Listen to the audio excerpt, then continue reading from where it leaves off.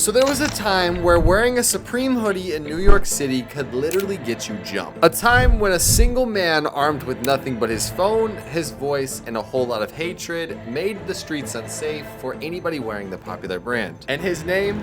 Bape. And he was legitimately a self-declared Supreme hater. He was a walking, shouting meme who terrorized the streets of New York and turned streetwear beef into a real-life conflict. And during this time, he became one of the most famous people on the internet, but his love for Bape and his hatred for Supreme soon spiraled into a 28-year prison sentence. This is a story of how clout, ego, and fashion beef turned deadly. This is the man who made it dangerous to wear the brand Supreme in just about anywhere in the United States.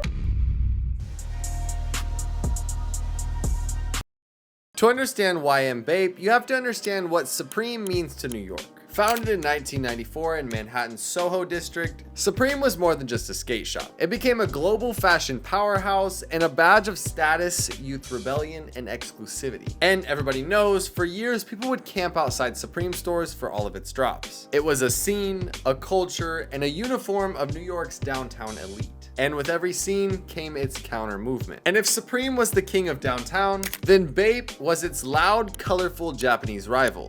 Bape, which is short for a bathing ape, was founded by Nigo in 1993, and Bape exploded in popularity in the 2000s with help from Pharrell, Lil Wayne, and Kanye West. And for many fans, these two brands became a symbol of identity. Supreme was grungy, minimal skatecore, while Bape was more flashy pop culture and hip hop. But for one man in New York City, Bape wasn't just a preference, it was a mission. And this meant all-out war. Enter in Bape, whose real name was Anthony Lopez. Born and raised in New York City, Lopez wasn't famous, rich, and definitely wasn't a designer, but one thing is he was loud. And he claimed that Supreme was a trash brand built on hype and resellers, and real streetwear was Bape, the brand, a bathing ape. And in a 2018 interview, Bape gave a rationale against his Supreme vendetta he had. And he pretty much explained it as he'd been annoyed by seeing the brand on Snapchat nonstop. And you gotta think, this was in like the 2015-16 era when everybody was wearing Supreme. While there also is some speculation that he was dating a woman, and the woman left him for a guy that was a big Supreme fan and wore a lot of Supreme. Now, that is alleged, but when I was doing research for this, that kind of kept getting thrown around in a lot of these articles and stuff I've read. But Bape started calling people out who wore the brand Supreme to see who's staticky. And he decided to become the face of anti-Supreme energy in New York City. Armed with just a phone and pure chaos, Bape began walking the streets of Soho and screaming F Supreme at completely random pedestrians. He would get in their face, he would harass strangers, and even threaten to fight people on camera, literally for just wearing the brand. It didn't matter who you were, how big you were, or if you could fight. If you were wearing Supreme, you could get it. And that was Bape's whole motto. I mean, this dude was an absolute menace. And he also said in an interview that he began doing this without a phone or without recording it. He would just do it. And then eventually, with the help of his friends, they just started recording it. And as you can imagine, these clips started to circulate on the internet. And at the time, this was back in the day, and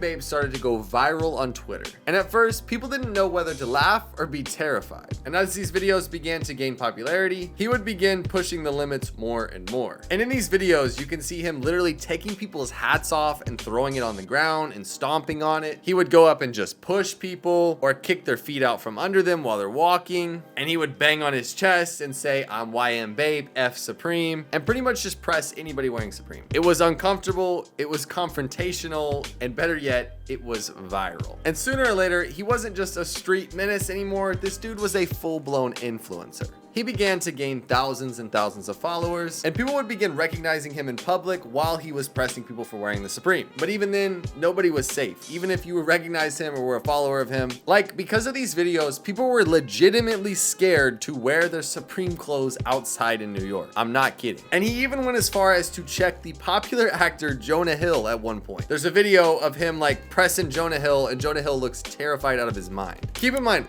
Bape is like a big dude. Like, he was pretty tall tall and beefy, and I would assume he's pretty intimidating. And as his internet popularity and fame grew, he was seen hanging out with top tier celebrities at the time. We're talking Chief Keef, Playboy Cardi, Sheck West. He even went on stage with Lil Uzi at a performance. And following this, he even got a shout out from XXX, and that was in the song Infinity 888. And in the song he said, "I'm not talking YM Bape, but I'm banging on my chest," which was a popular move that he did in a lot of these videos. And due to all these viral videos circulating around on the internet, he ended up landing an interview on No Jumper. And by this point, he was an online celebrity literally for terrorizing people for wearing Supreme. And on top of being an internet celebrity, he soon became a New York legend, and he began making waves again in 2018 when he would replace Supreme ads with his own face. And of course, with internet fame comes money, and he started making a little bit of money, and he got a chain that costed thousands and thousands of dollars. But as his clout grew, so did his hate. With every video, YM Bape pushed the limit. And it wasn't just a funny joke anymore.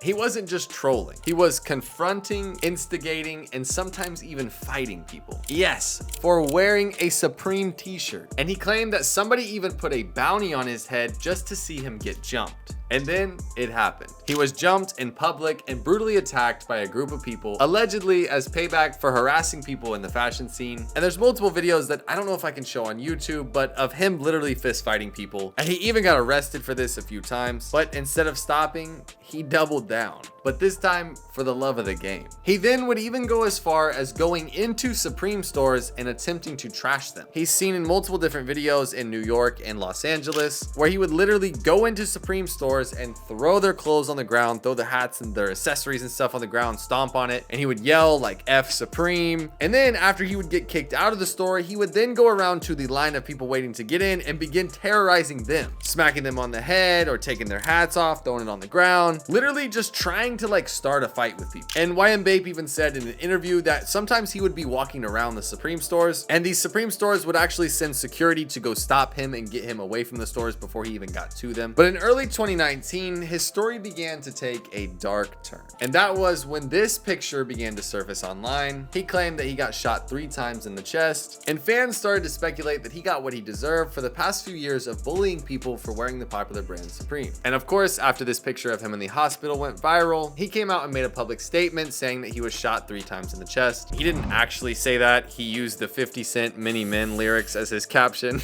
He made a music video in the hospital and posted it on the No Jumper YouTube channel to only further his fame and popularity. But what happened next wasn't just streetwear beef, it was criminal. In 2025, Anthony Lopez, or YM Bape, was charged and later convicted of first-degree murder and conspiracy to commit murder. And according to the prosecutors, after he got shot himself in 2019, YM Bape orchestrated a hitman to go and retaliate. And the intended target that he was supposed to get never was found. But an innocent bystander was shot and unalived. And the people that he hired for literally only $2,000, yes, that's what it said in the report, the hitmen that he hired were taken into custody, and YM Bape was later caught on the phones talking to the hitman in prison. He was telling the hitman that was in prison about his plan to still go and get the guy that tried to unalive him. And shortly after this, YM Bape was arrested in December of 2021, and in March of 2025, he was sentenced to 28 years to life in prison. The judge referenced his aggressive videos and Supreme hatred as signs of his mental instability and his obsession with clout. And this was in one of the reports. I don't know if this is true or not either, but he apparently said F Supreme for one last time while he was being taken away in cuffs. But one thing that was for certain was the man that once ran the streets of Soho was now behind bars forever. So what did we learn from the story of YM Bape? That number 1, clout is dangerous. Number 2, that beef, especially over fashion, can turn real